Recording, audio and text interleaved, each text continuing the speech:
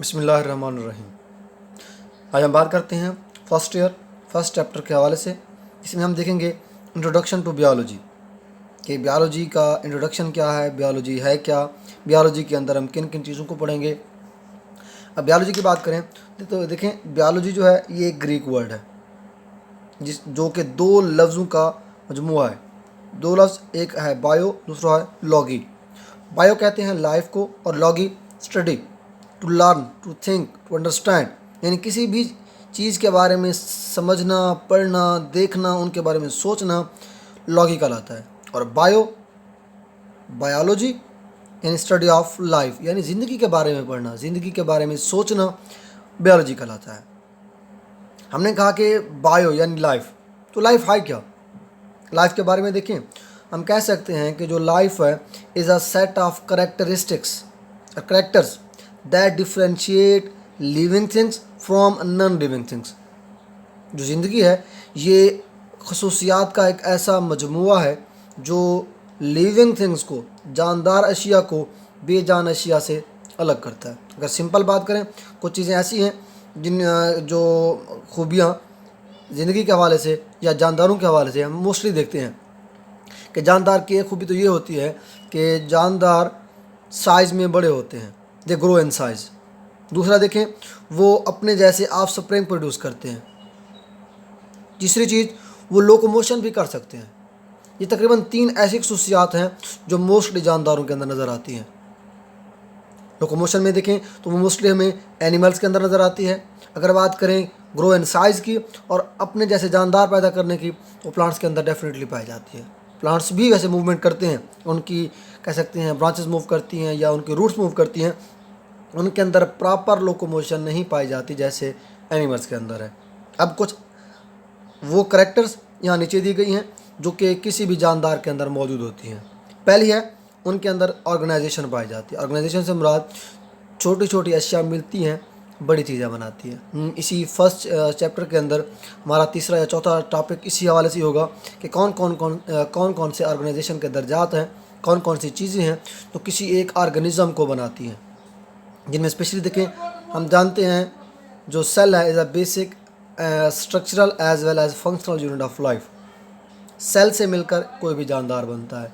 और कि organisation specially देखें तो सबसे पहले इसका नाम के अंदर जो चीज़ मौजूद है वो है एटम, और एटम भी मज़ीद सब एटॉमिक पार्टिकल से मिलकर बना हुआ है। सब atomic particle electron, proton, neutron, neutrino, anti neutrino, पॉजिट्रिनो, हाइप्ट्रिनो, ऐसे तकरीबन 100 के करीब हैं। उनमें से 3 ऐसे हैं जिनको नाम दिया जाता है फंडामेंटल पार्टिकल का या बुनियादी ज़रात का, इलेक्ट्रॉन, प्रोटॉन और न्यूट्रॉन है।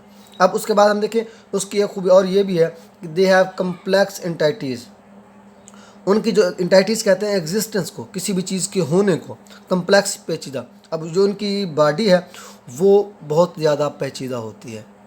मैं अगर ह्यूमन बीइंग की मिसाल ले लूँ तो उसमें देखें बहुत कम्प्लेक्सिटी पाई जाती है। रिस्पायरेटरी सिस्टम को देखें, नर्वस सिस्टम को देखें, उसके अलावा डाइजेस्टिव सिस्टम को देखें तो ये बहुत ज़्यादा कम्प्लेक्स है। उसके अलावा देखें दे मे बी 1 और मोर सेल्स। उनकी जो बॉडी है एक सेल की भी हो सकती है या ज़्यादा सेल्स की भी हो सकती है। कुछ जानदार सिंपल भी होते हैं जो कि 1 सेल के ऊपर मुश्तमिल हो गए। 1 सेल में देखिए हमारे पास बैक्टीरिया आ जाते हैं। बैक्टीरिया एक छोटा सा जानदार है, या अमेबा दे सकते हैं। ये छोटे जानदार हैं, यूनिसेलर जानदार हैं, एक सेल के ऊपर मुश्तमिल जानदार हैं। इनकी जो बॉडी है एक सेल के ऊपर सिंपल है, इनके अंदर कोई ख़ास सिस्टम नहीं पाए जाते। लेकिन अगर मैं अपनी बात करूँ, our body is compose of trillions of cells, तो इनके अंदर जानदारों की एक खूबी ये भी है कि उनका जिस्म एक या एक से ज़्यादा सेल के ऊपर भी मुश्तमिल हो सकता है। उनके अलावा देखिए उनके अंदर जेनेटिक प्रोग्राम पाया जाता है। जेनेटिक प्रोग्राम से मुराद उनके बॉडी के अंदर जीन जो मिलकर डीएनए बनाता है वो मौजूद होता है। जेनेटिक प्रोग्राम जो कि मोस्टली हो सकता है डीएनए का या समटाइम आरएनए भी होता है। ये दोनों चीज़ें जेनेटिक इन्फॉर्मेशन को कंट्रोल करती हैं, जिनमें स्पेशली फिर जीन आ जाते हैं जो कि उनकी बॉडी के अंदर खुसूसियात को वालिदैन से बच्चों में मुंतकिल करते हैं। उसके बाद दे अक्वायर एंड यूज़ एनर्जी, तो क्या कर सकते हैं वो एनर्जी को अक्वायर कर सकते हैं। अक्वायर मीन प्रोड्यूस कर सकते हैं और यूज़ कर सकते हैं, इस्तेमाल कर सकते हैं। उसके अलावा देखें वैसे एनर्जी में देखें हम भी एनर्जी क्या करते हैं, प्रोड्यूस करते हैं। हम ईटिंग करते हैं, दूसरे जानदारों से खुराक लेते हैं, फिर खाते हैं और एनर्जी बनाते हैं, फिर उसको रिस्पायरेशन में, फिर लोकोमोशन में, फिर ब्रीथिंग में, हर काम में हम उसको यूज़ करते हैं। हम चलने फिरने में, दुनिया के अपने रूटीन वर्क को पूरा करने के लिए फिर उस एनर्जी को यूज़ भी करते हैं। उसके बाद देखें, there occur many chemical reactions. मेरी बॉडी के अंदर बहुत सारे केमिकल रिएक्शन हो रहे हैं, हर जानदार के अंदर बहुत सारे केमिकल रिएक्शंस होते हैं। केमिकल रिएक्शन, इसके नतीजे में एक मालिक्यूल टूटता है, क्या करता है, छोटे मालिक्यूल बनाता है, या फिर छोटे मालिक्यूल मिलते हैं, बड़े मालिक्यूल बनाते हैं, जिनमें जानदारों के अंदर एक स्पेशल टर्म यूज़ की जाती है मेटाबॉलिज्म की। Metabolism, a set of many chemical reaction that are taking place in the body of living organism is known as metabolism. और मेटाबॉलिज्म के फिर दो एग्जाम हैं, कैटाबॉलिज्म और एनाबॉलिज्म। कैटाबॉलिज्म जिसमें एक बड़ा मालिक्यूल टूटता है और दो हिस्सों में तकसीम हो जाता है, दो या ज़्यादा मालिक्यूल में, छोटे मालिक्यूल में टूट जाता है। जबकि एनाबॉलिज्म जिसमें छोटे मालिक्यूल मिलते हैं और बड़े मालिक्यूल बना देते हैं। तो ये सारे वहाँ पर हो रहे हैं। उसके अलावा देखिए, दे ग्रो इन साइज। जितने भी लिविंग ऑर्गेनिज्म होंगे वो साइज में क्या होंगे, बड़े होंगे, उनका साइज बढ़ता है। उनके अंदर होमोस्टेसिस होगी। होमोस्टेसिस कहते हैं कि वो अपनी बॉडी के टेम्परेचर को मेंटेन करेंगे या मेंटेन करने की कोशिश करेंगे।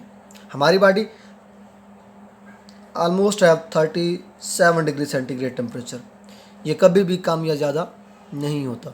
कुछ जानदार ऐसे हैं वो अपना टेम्परेचर बिल्कुल माहौल के मुताबिक रखते हैं, जैसे माहौल का होगा उनकी बॉडी का भी वही होगा। कुछ ऐसे होते हैं जो अपनी बॉडी का टेम्परेचर फिक्स रखते हैं, जैसे कि हम अगर बात करें उनके हवाले से, तो जैसे फिशेज़ हैं वो अपनी बॉडी का टेम्परेचर मेंटेन नहीं रखती, जैसे पानी का टेम्परेचर होता है उनकी बॉडी का टेम्परेचर भी वही होता है। और हम बात करें तो चाहे हमारे माहौल का टेम्परेचर 0 डिग्री सेंटीग्रेड भी हो, तब भी हमारी बॉडी का जो टेम्परेचर है वो 37 डिग्री सेंटीग्रेड रहता है। उसके अलावा हम साल्ट्स को भी क्या करते हैं, मेंटेन रखते हैं। हमारी बॉडी के अंदर एक फ़िक्स मिकदार होती है ग्लूकोज की, साल्ट्स की, तमाम चीज़ों की। उसके अलावा देखिए, दे प्रोड्यूस ऑफ स्प्रिंग। जितने भी लिविंग ऑर्गेनिज्म हैं वो क्या करते हैं, वो ऑफ स्प्रिंग यानी औलाद पैदा करते हैं, अपने जैसे बच्चे पैदा करते हैं। उसके अलावा देखिए, they respond to change in environment. क्या करते हैं, इन्वायरमेंट के अंदर होने वाली तब्दीली के ख़िलाफ़ वो कोई रद्द अमल दिखाते हैं, वो एक रिस्पॉन्स पैदा करते हैं। मिसाल के तौर पे जैसे जानदार को देखो, कोई जानदार कहीं पे बैठा है, वहाँ पर अगर लाइट ज़्यादा पड़ रही है, इंटेंसिटी लाइट की ज़्यादा है, गर्मी है, शिद्दत है, तो क्या करेगा वो एनिमल, वहाँ से मूव करके दूसरी जगह चला जाएगा। ठीक, उसके बाद एक ये सारे कुछ खूबियाँ थी इस सवाल से कि लाइफ क्या है और लाइफ की कुछ करेक्टरिस्टिक्स जो जानदारों के अंदर पाए जाते हैं, वो ये हमने डिस्कस की। अब देखें, कुछ सवाल ऐसे होते हैं, कुछ सवाल ऐसे हैं जो कि बायोलॉजी के हवाले से नहीं है, ज़िंदगी के हवाले से हैं, लेकिन बायोलॉजी का कंसर्न उनके साथ नहीं है। कैसे, कौन कौन से सवाल हैं, जैसे देखें, हमारा जो सवाल है कि what is meaning of life, कि ज़िंदगी का मकसद क्या है।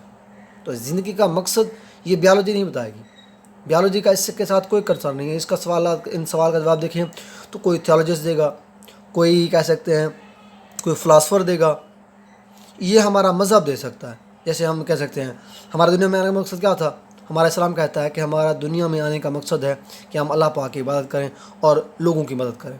तो ये इस्लाम बताता है, लेकिन बायोलॉजी इस सवाल का जवाब नहीं देगी। उसके अलावा why should there be life, कि यहाँ पर ज़िंदगी क्यों है, इसका सवाल का जवाब भी बायो नहीं दे सकते। ये सारे जो सवालात हैं ये फ़िलासफ़र देंगे या बायोलॉजिस्ट देंगे। जो बायोलॉजी है वो क्या करती है, रिलेट करती है with matter that how life work. उन तमाम चीज़ों के साथ बायोलॉजी कंसर्न करती है कि जो ज़िंदगी है वो काम कैसे करती है, जैसे हम सांस कैसे लेते हैं, हम खाना कैसे खाते हैं, ये सारी चीज़ें। कुछ बायोलॉजी की स्पेशलाइजेशन हैं, ब्रांचेज़ हैं जो कि हम डिस्कस करेंगे। उनमें देखें, जो बायोलॉजी का नॉलेज है वो बहुत ज़्यादा वसी है, ये हर ज़िंदगी के हर कह सकते हैं हर फील्ड के अंदर मौजूद है और इसकी बहुत ज़्यादा इन्फॉर्मेशन हमारे पास मौजूद है। इसलिए इस बायोलॉजी को डिवाइड कर दिया जाता है मुख्तलिफ ब्रांचेस के अंदर। कुछ ब्रांचेस जो कि हम पहले पढ़ चुके हैं, कुछ के बारे में हम जानते हैं, वो ये है। और जो बायोलॉजी के ब्रांचेस हम यहाँ पर स्टडी करेंगे, डिस्कस करेंगे, वो हमारे पास इस लिस्ट के अंदर हैं। हम देखें ये ब्रांचेस हम आप पहले ऑलमोस्ट 9th के अंदर ब्रांचेस हैं स्टार्ट में, वो आपने वहाँ पर पढ़ी होंगी। बाद में कहीं ना कहीं चैप्टर के स्टार्ट में आ जाती है, कहीं ना कहीं आपने ये डिस्कस की हुई होंगी। उनको हम देख लेते हैं। इकोलॉजी, इकोलॉजी ये एक बायोलॉजी की ऐसी शाख है जिसके अंदर हम क्या करते हैं, जानदारों का माहौल के साथ इंटरेक्शन देखते हैं, वो कहलाता है इकोलॉजी, इकोसिस्टम। इकोसिस्टम माहौल, ये बायोलॉजी की वो शाखा है जिसके अंदर हम जानदार और माहौल के दरमियान ताल्लुक़ देखते हैं।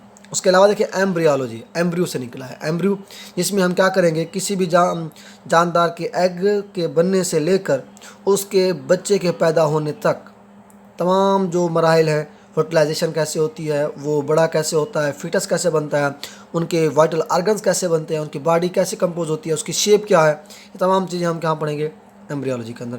फिजियोलॉजी, ये बायोलॉजी की वो शाखा है जिसके अंदर हम फिजियो यानी फंक्शंस के हवाले से देखते हैं कि हमारे बॉडी के जो पार्ट्स हैं, जो अज़ा हैं, जो भी हिस्से हैं, वो काम कैसे करते हैं। मार्फोलॉजी, इसको मैं दूसरा नाम दे सकता हूँ कि एक्सटर्नल मार्फोलॉजी स्पेशली, क्योंकि हम यहाँ पर क्या करते हैं, किसी भी जानदार की साख्त उसकी शक्ल के हवाले से देखते हैं, उसकी शेप कैसी है, उसकी साख्त क्या है। अनाटमी, उसके इंटरनल स्ट्रक्चर्स को देखते हैं कि उनकी इंटरनल जो बॉडी है उनके अंदर स्ट्रक्चर कौन से हैं और वो किस किस चीज़ के बने हुए हैं। इंटरनल मार्फोलॉजी कह सकता हूँ इसको, ये अनाटमी होती है। पैलेंटोलॉजी, ये फोसल्स के हवाले से, फोसल्स का मुताला। हिस्टोलॉजी, टिश्यू का मुताला। एवोल्यूशन, जिसमें हम देखेंगे कि एक जो जानदार है वो सिंपल से कम्प्लेक्स कैसे बना। जैसे हमारा साइंस का मानना ये है कि जो ह्यूमन बीइंग्स हैं they are arised from with the past they arise from some type of fishes से ही बाद में जानदार बनने के बाद बंदर फिर इंसान बना। सबसे पहले फिशेस थी जो पानी से निकलकर खुश्की पर आई थी, और एक स्पेशल ग्रुप है डिप्नोई फिशेस, जो कि आप इसी फर्स्ट ईयर के 10th चैप्टर के अंदर डिस्कस करेंगे कि कैसे फिशेस वहाँ से बाहर आई, उनके अंदर कैसे अज़ा बने, तो वहाँ पर हमारे पास डिस्कस है इस तरह से। जेनेटिक्स, इसमें हम देखेंगे जीन का किरदार और विरासत क्या होती है, कैसे खुसूसियात वालिदैन से बच्चों में मुंतकिल होती हैं, और कौन सी चीज़ है जो मुंतकिल करती है, और कौन सी ऐसी खूबियाँ हैं जो वहाँ पर मुंतकिल की जाती हैं। उसके बाद देखें जू जियोग्राफी।